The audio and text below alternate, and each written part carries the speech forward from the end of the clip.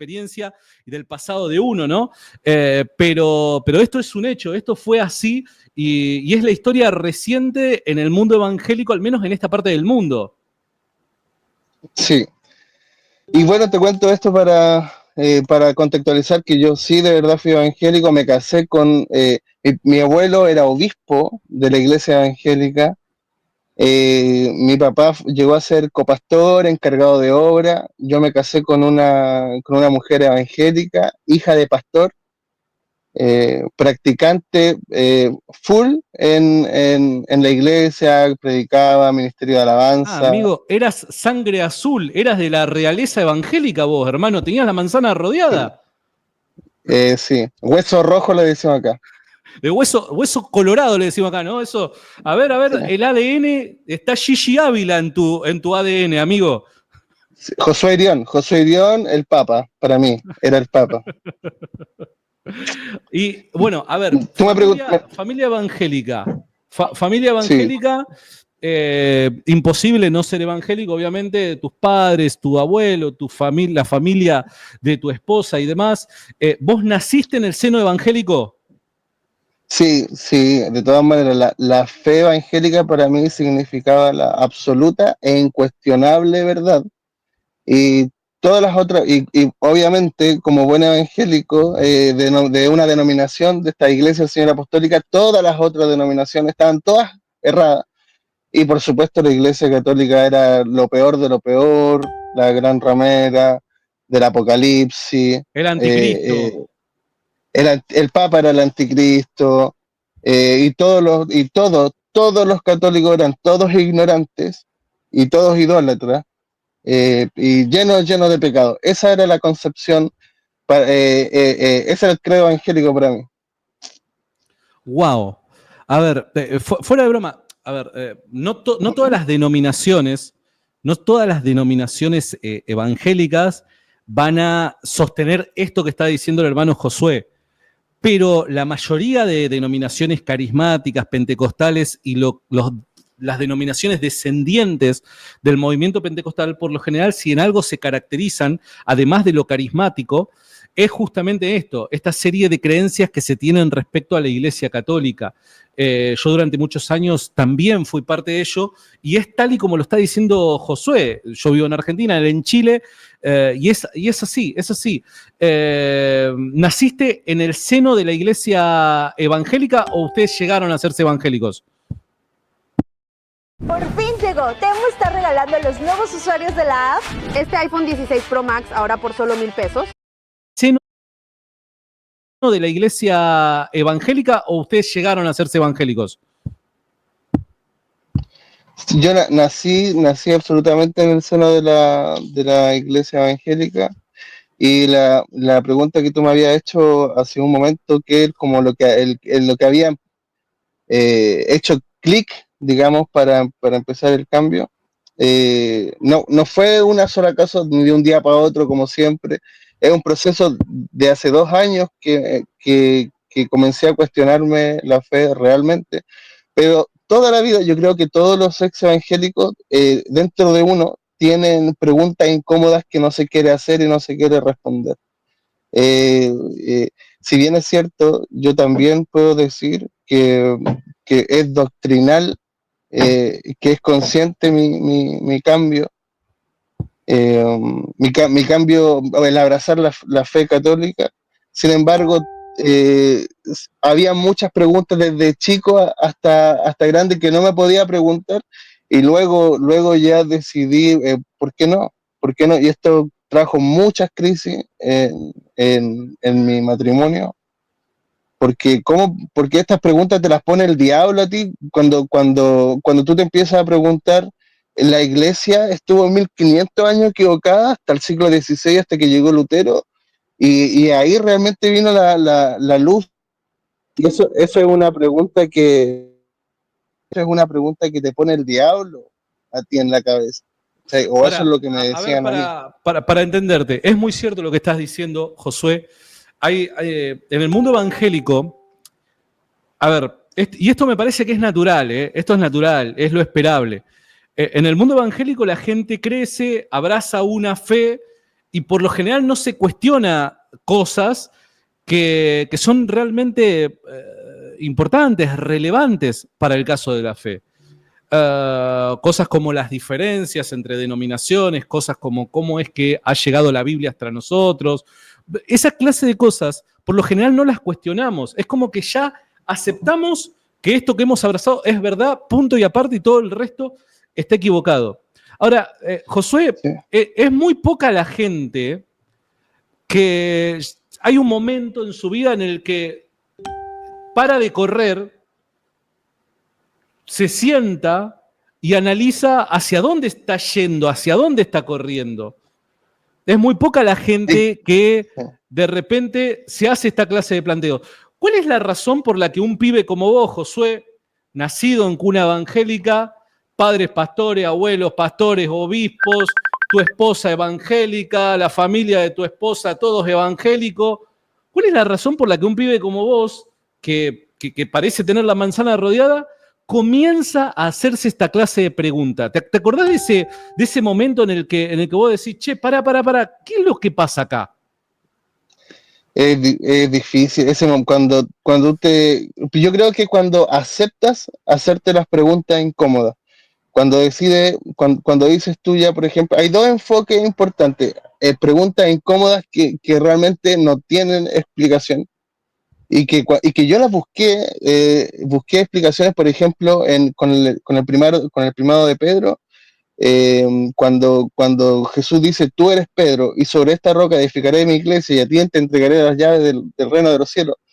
Las respuestas protestantes de quien para mí eran los intelectuales, los teólogos más connotados del protestantismo en general, te respondían cosas tan incoherentes.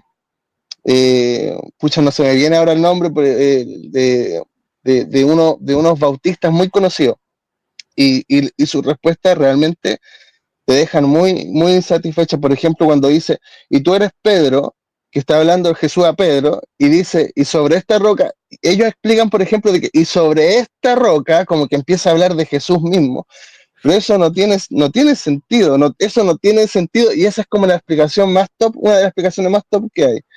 Es cierto, cuando a ver, tratan para que la gente entienda, comprenda la fuerza de lo que está diciendo Josué. Hay muchos evangélicos destacados en el mundo evangélico, de los más renombrados como maestros en el mundo evangélico latinoamericano, que dicen, bueno, ¿cómo se explica Mateo 16, 18? Dice, básicamente es lo siguiente, présteme atención. Jesús, supongamos que yo soy Jesús, dice, y tú eres Pedro, y sobre esta roca edificaré mi iglesia. El dedo índice cambia de dirección.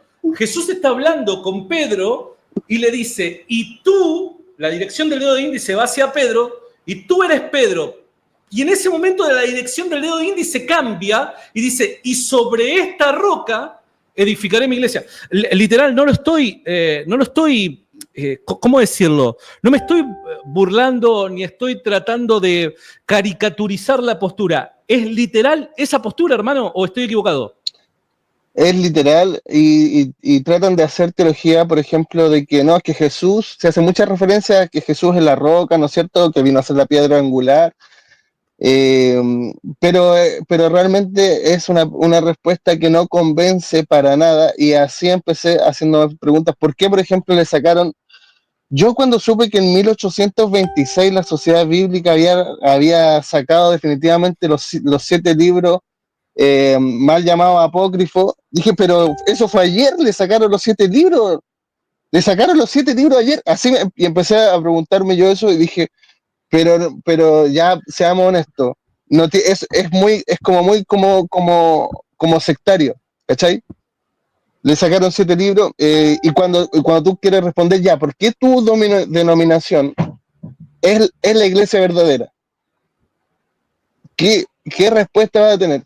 Y muchas preguntas como esa me llevaron a otras preguntas, que en esto, yo sé que a ti no te gustan los halagos y no lo voy a hacer, pero fuiste parte fundamental, junto con el padre Luis Toro, junto con don José Plasencia, junto con Gracias, el muchas señor gracias Dante y Urbina. abrazo a todos y muchas gracias por tus palabras.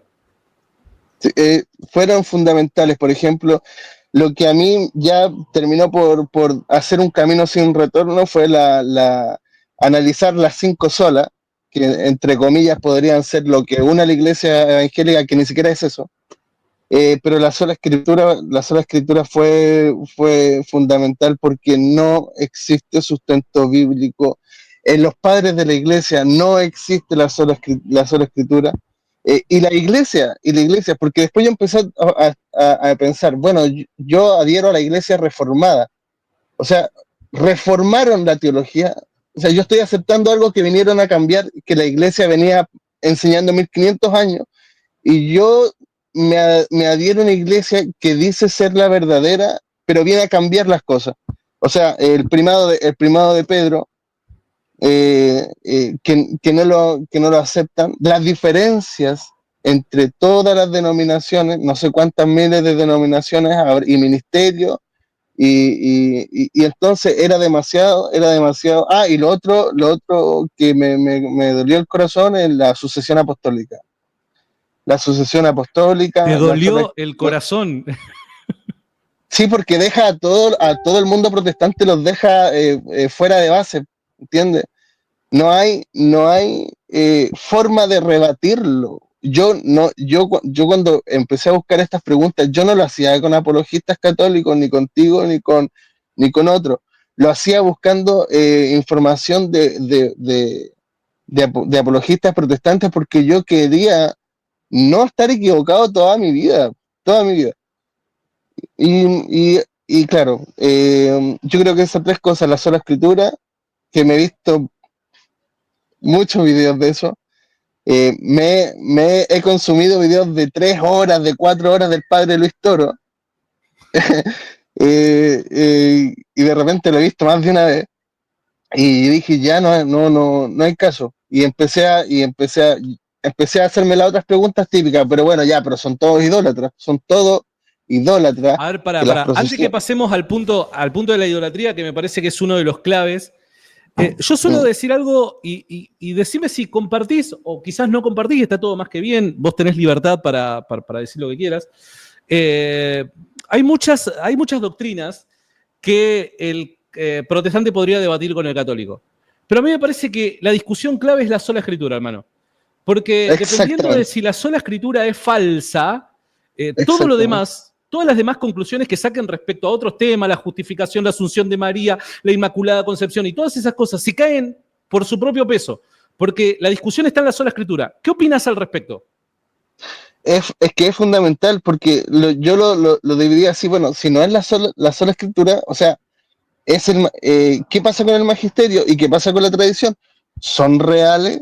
Y cuando tú te pones, yo no soy para nada ni docto, ni estudioso, ni nada, pero con las herramientas que yo tuve, me puse a investigar sobre lo que enseñaban los padres de la iglesia, la iglesia primitiva. No existe la sola escritura, y sí existe la tradición, y sí existe el magisterio y la autoridad de la iglesia. Yo la venía rechazando porque se me enseñó así, pero eso no tiene justificación. Rechazar la autoridad de la iglesia es rechazar la doctrina de Cristo. Y cuando tú entiendes eso, empiezas a pensar, pero entonces ya, la sola escritura, porque ya no tiene fundamento, no existe, y no hay nada que hacer con eso. Y entonces, el magisterio, ¿y qué ha venido enseñando la iglesia? Y cuando empiezo a cachar, decimos acá en Chile, cuando empiezo a entender qué es lo que ha enseñado la iglesia, que yo me estaba perdiendo por creer cosas, por doctrinas que eran falsas.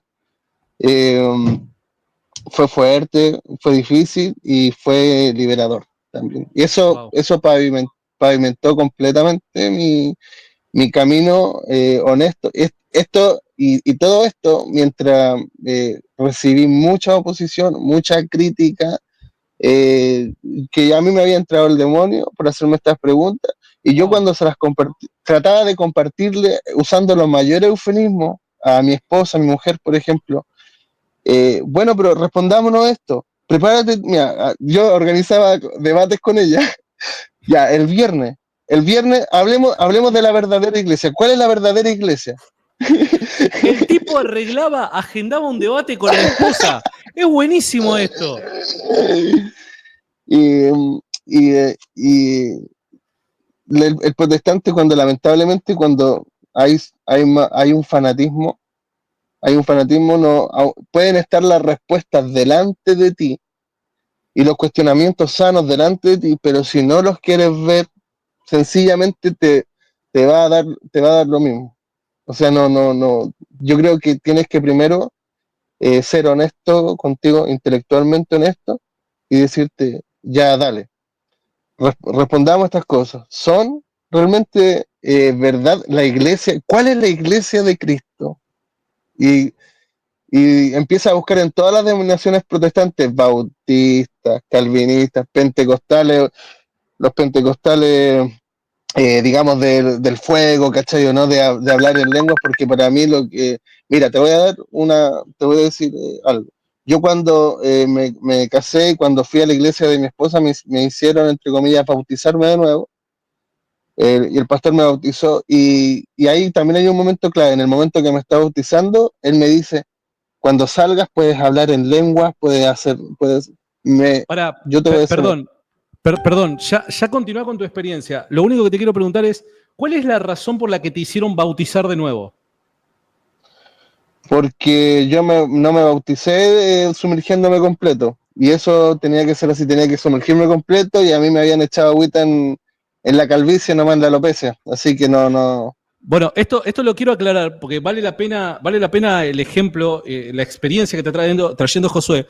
Porque a mí, muchas veces, como a otros hermanos, nos critican porque dicen, no, te bautizaste un montón de veces. Pero es que es parte del proceder muchas veces de muchas iglesias evangélicas, que por diferentes razones te tenés que volver a bautizar. En este caso, Josué, al parecer, el proceder en la comunidad en la que él estaba, decían, no es el correcto, por ende no es válido y te tenés que volver a bautizar. En su momento a mí me había pasado de que como yo había cosas que no las entendía y las comencé a entender según lo que ellos enseñaban que era verdad, me tenía que volver a bautizar. Entonces, esto no pasa por uno, pasa por lo que uno recibe y lo que los pastores le dicen a las ovejas que tienen que hacer. Esto es así, ¿verdad, Josué? Sí, y me perturbó mucho que me diga ya cuando tú salgas, o sea, es lo que hizo, te lo digo honestamente con la mano en el corazón, me quiso influenciar, persuadir para que cuando yo salga del agua de ese bautismo empiece a hablar en lengua, no sé con qué fin. Tú, cualquiera va a poder sacar sus conclusiones. Había más gente ahí, eh, no sé, ¿viste? Y esas cosas también te hacen pensar, esto es así, la iglesia de Cristo es así. Eh, no sé, no sé.